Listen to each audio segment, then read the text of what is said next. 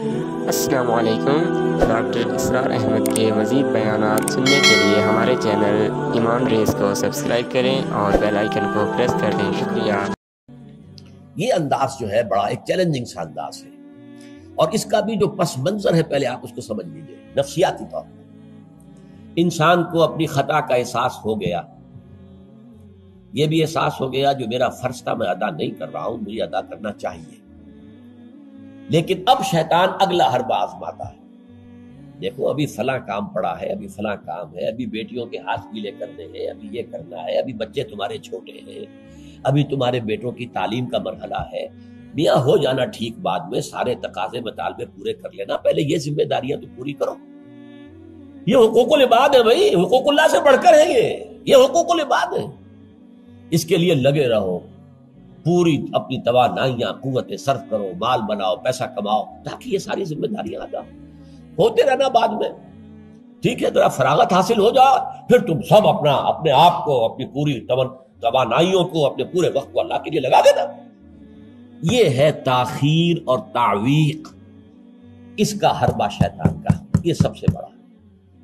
کر لیں گے بھائی، کر لیں گے، کوئی نہیں، ابھی ذرا جلدی نہیں، ابھی فلاں کام ہے، فلاں فرائض ہے، فلاں ذمہ داریاں ہیں، ذرا ان سے نمٹ لوں، پر اگر میں ریٹائر ہو جاؤں سروس سے تو پھر میں سارا اپنے آپ کو لگا دوں گا۔ وہ ریٹائرمنٹ کرتے ہیں اس وقت جب آپ کے اندر رہتا ہی کچھ نہیں، اگر آپ کے اندر کچھ رہ جائے تو وہ چھوڑیں گے آپ کو، وہ ساری توانائیاں تو گئی، اب تو آپ کھوکھلا ایک ڈھانچہ لیے پھر رہے ہیں، آپ کے اندر صلاحیت اور قوت کہاں ہے اب؟ لہٰذا یہ سارے دھوکے شیطان کے ہیں۔ اس میں ایک چیلنجنگ انداز میں علم یعنی وقت آیا نہیں ہے ابھی اہل ایمان کے لیے، کس چیز کا انتظار کر رہا ہے؟ جو جیسے ہی خیال ہو جائے کہ واقعی یہ فرض ہے، فوراً لبیک کہو۔ تم نے اگر کسی بھی پہلو سے تاخیر اور تعویق کا راستہ اختیار کیا تو یہ شیطان کے پھندے میں گرفتار ہونے کا وہ راستہ ہے اصل میں۔ وہ شیطان پھر چھوڑے گا نہیں، پھر وہ اسے آپ کو اپنے فتراک کا نخچیر بنا لے گا، اپنے تھیلے میں شکار کی حیثیت سے، جیسے کہ آپ تیتر بار کے تھیلے میں ڈال لیتے ہیں شکار کر کے، اس کے فتراک کے نخچیر بن کر رہ جاؤ گے، پھر آگے نکل نہیں سکو گے۔ یہ تاخیر اور تعویق جو ہے، یہی ہوا تھا غزوہ تبوک میں۔ حضرت کعب ابن مالک رضی اللہ تعالیٰ عنہ نے، وہ بھی ان 3 صحابہ میں سے تھے جو سچے صادق الایمان صحابہ تھے، لیکن غزوہ تبوک میں نہیں گئے۔ حضور نے واپس آ کے جو لوگ نہیں گئے تھے ان سے جواب طلبی کی، لہذا منافقین تو آئے، اللہ کی قسم ہے، خدا کی قسم ہے یا رسول اللہ، میں اللہ کو گواہ کر کے کہتا ہوں یہ تھا، یہ تھا، یہ تھا، یہ سبب تھا، میں نہیں جا سکتا۔ حضور فرماتے تھے مسکراتے، اچھا جائیے تشریف لے جائیں، کوئی پکڑ نہیں۔ یہ آئے جب کعب ابن مالک تو حضور کے چہرے پر مسکراہٹ تھی، تنزیہ مسکراہٹ۔ آپ فرمائیے آپ کیوں نہیں گئے تھے ہمارے ساتھ؟ عرض کیا حضور میرے پاس بھی زبان ہے، میں بھی جھوٹ بول سکتا ہوں، لیکن آج میں جھوٹ بول کر آپ کی گرفت سے، آپ کی سرزنش سے اپنے آپ کو بچا لوں گا، لیکن قیامت میں کیا کروں؟ خدا کی قسم جتنا صحت مند میں اس زمانے میں تھا اتنا صحت مند کبھی نہیں رہا، یعنی کوئی بیماری مجھے آج نہیں لاحق نہیں تھی، اور جتنا فارغ البال میں اس زمانے میں تھا، ہر چیز میرے پاس تھی، اتنا فارغ البال میں کبھی نہیں رہا۔ لیکن حضور میرے نفس نے مجھے پٹی پڑھائی کہ حضور تو جائیں گے نا 30,000 کا لشکر لے کر، تو اس کی تو ایک خاص رفتار ہوتی ہے، تیز رفتاری سے تو نہیں جا سکتا، اور تمہارے پاس ہے بڑی مضبوط تکڑی اونٹنی ہے، تمہاری جو ناقہ ہے تمہاری وہ تو بہت جو ہے قوت والی ہے، لہٰذا ابھی 2-3 دن چلنے دو لشکر کو، پھر تیزی کے ساتھ دوڑا کر اپنی اونٹنی کو جا کے مل جانا۔ ہر روز صبح مجھے یہی نفس جو ہے پٹی پڑھاتا رہا کہ اچانک ایک دن میں نے محسوس کیا کہ اب تو چاہے میں کتنا ہی تیز دوڑ لوں آپ کے ساتھ نہیں مل سکتا، بس میں رہ گیا بیٹھ، اب جو صدا دوں۔ یہ ہے تاخیر و تعویق۔ انہیں سزا دی گئی، مقاطعہ، کوئی شخص اس سے بات نہ کرے۔ 3 صحابہ کا معاملہ ہے، یہ سورہ توبہ کے اندر تفصیل سے آیا ہے، اور صحیح بخاری کی طویل ترین احادیث میں سے پڑھنے کے قابل ہے کہ انہوں نے کیسے بیان کیا اپنے پورے معاملے کو، یہ نفس کیسے دھوکہ دیتا ہے۔ ابھی چند دن اور مدینے کے اندر اپنے نخلستان کی ٹھنڈی چھاؤں کے اندر آرام کر لو، چند دن اور، بھائی جانا ہے، بہت دور جانا ہے، تبوک جانا ہے، کوئی یہ 2 دن میں تو نہیں پہنچ جائے گے حضور، پھر دوڑ کر پکڑ لینا، ساتھ چل مل جانا۔ یہ دھوکہ شیطان کا، یہ دھوکہ نفس کا، یہ ہے الم یأن للذین آمنوا ان تخشع قلوبہم لذکر اللہ وما نزل من الحق۔ یہ سب کچھ تم نے 15 آیتیں اگر سورہ حدید کی پڑھ کر بھی تم نے اپنی گردن نیچے کر کے اپنے دل کو نہیں ٹٹولا تو اور کون سی ہدایت آئے گی، کہاں سے آئے گی؟ 15 آیتیں سورہ حدید کی پڑھ کر بھی تو کیا ابھی وقت نہیں آیا اہل ایمان کے لیے؟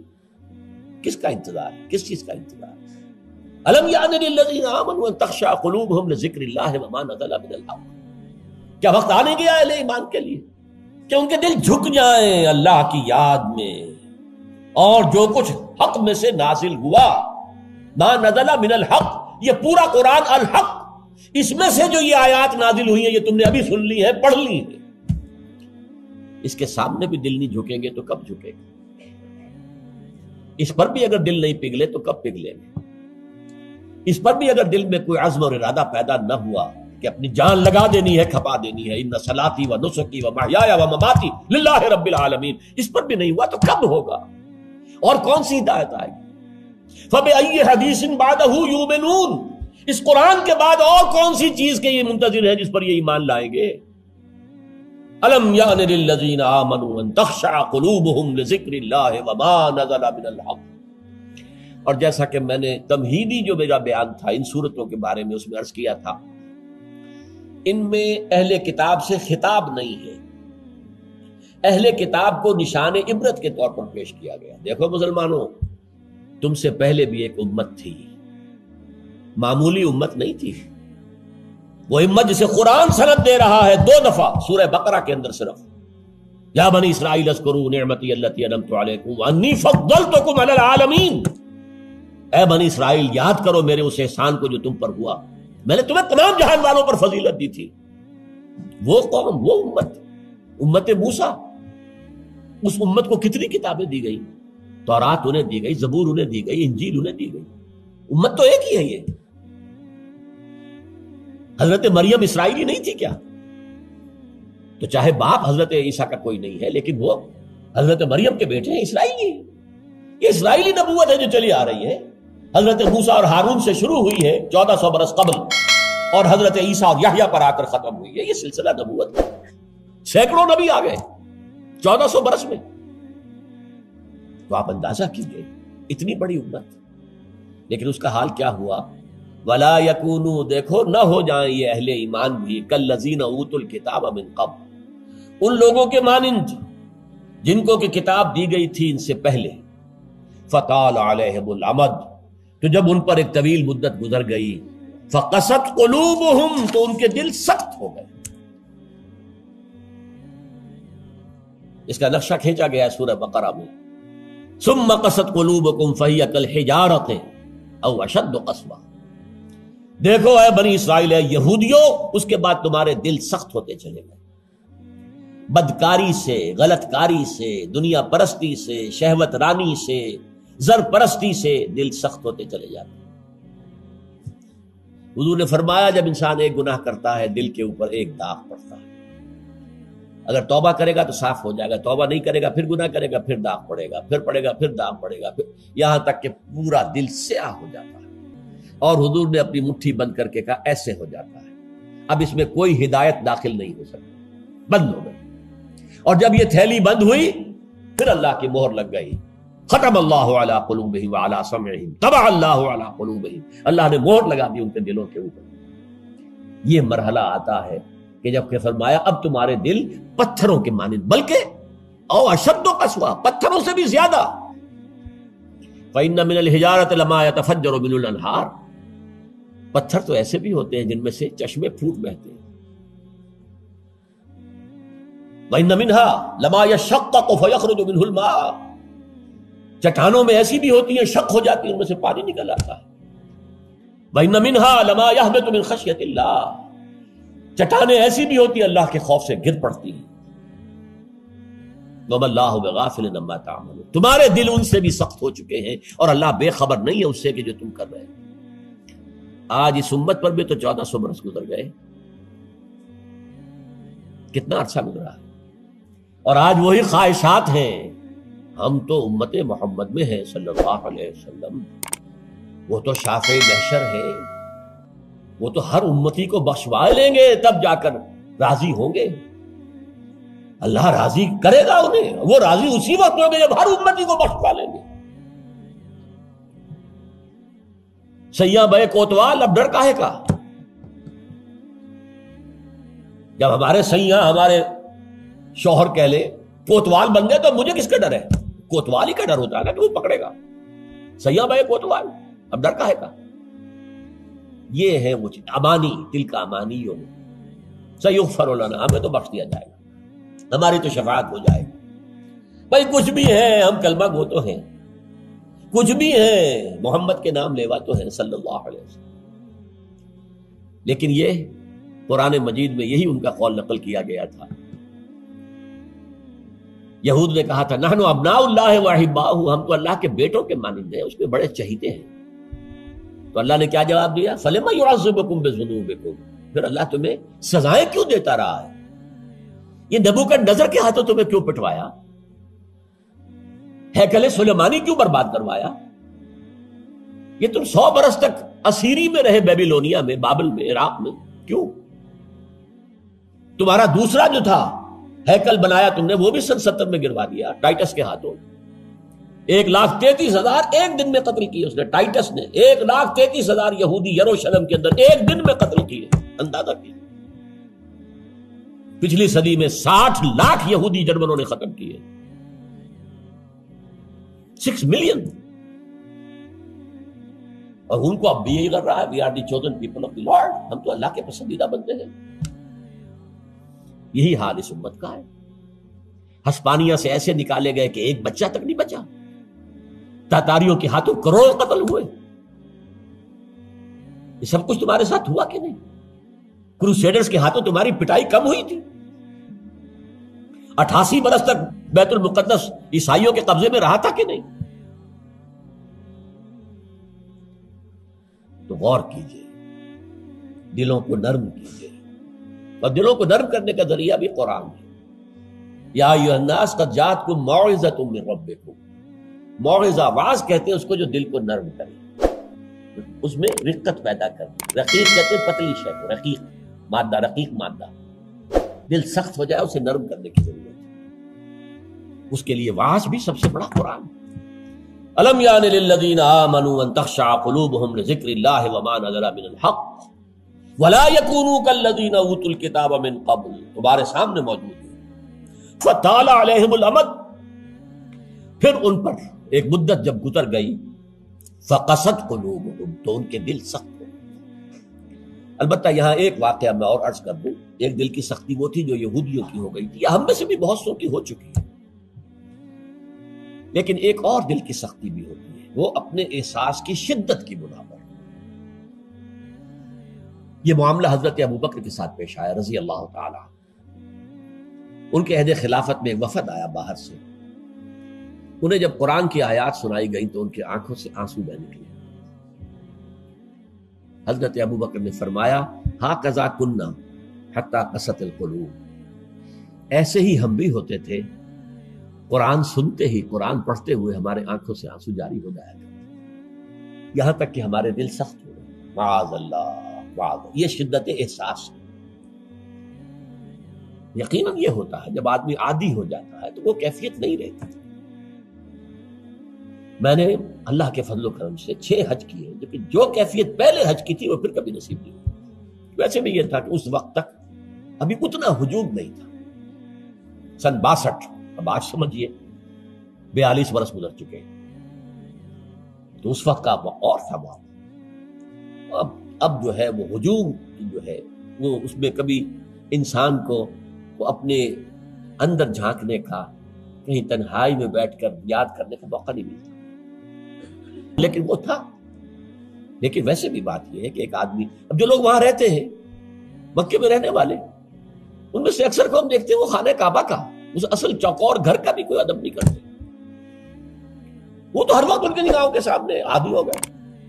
تو ایک شکل یہ ہوتی ہے کہ جو ایک تعامل کثرت کے ساتھ جب ایک بات ہو رہی ہو تو پھر اس کی وہ تاثیر نہیں رہتی۔ تو فرمایا فقصت قلوب، حضرت ابو بکر کا بھی وہ احساس کی شدت جو تھی، جیسے حضور نے فرمایا انہ لیغان علی قلبی، میرے دل پر بھی کبھی کبھی حجاب سا طاری ہو جاتا ہے، معاذ اللہ، کیسا حجاب؟ اب اس حجاب کے لفظ سے دھوکہ نہ کھا جائیے کہیں، ایک حجاب میرا اور آپ کا ہے، ایک حجاب محمد رسول اللہ صلی اللہ علیہ وسلم، کہ وہ جو اللہ کی طرف توجہ کی انٹینسٹی ہے، انٹینسٹی اس میں تھوڑی سی کمی بھی ہو گئی تو اسے آپ حجاب سے تعبیر کریں۔